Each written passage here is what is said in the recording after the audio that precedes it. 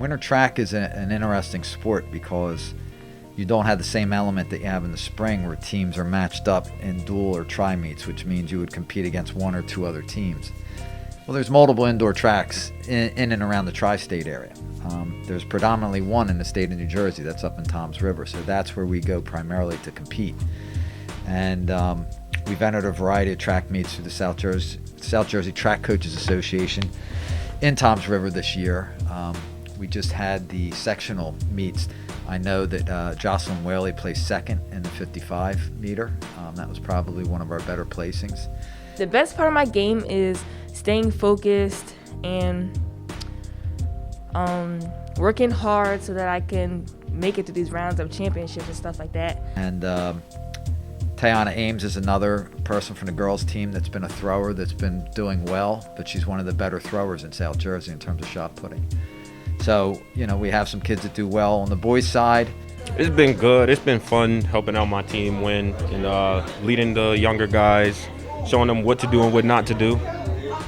It's like, because I started last year and being able that my coach awarded me captain, it's like, it's fun. And I think the coaches have made an impact on the kids over the past 4 years that we've had the program in place.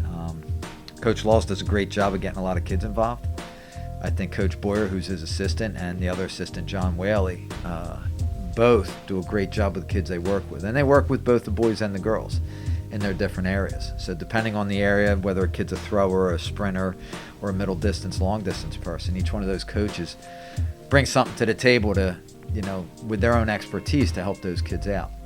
Oh, I love my coaches. They're like, I don't know, mentors?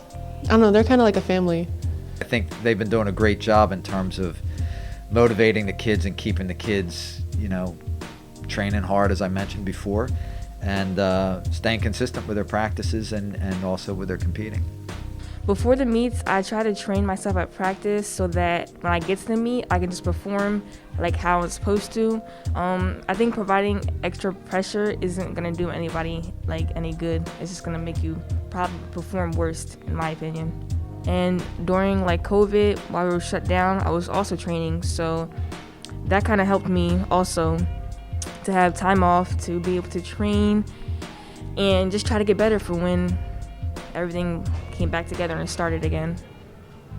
Last year it was definitely odd with the mask, with the meets, like being outside. Usually indoor track, it's in an indoor facility, but due to COVID last year, we had to do polar bear meets, and they were outside in the cold.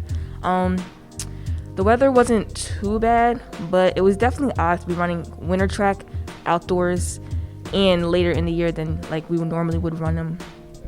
Honestly, I loved it because like there was more like one-on-one coaching time because not a lot of people did track because they were scared of like COVID and stuff. Our kids do train outside when the weather's, you know, allows us to. But when we're locked indoors, when we look to the new facility, there will be an area, particularly that will allow us to have those athletes train indoors, and more so the sprinters and the jumpers will have an area that they can utilize.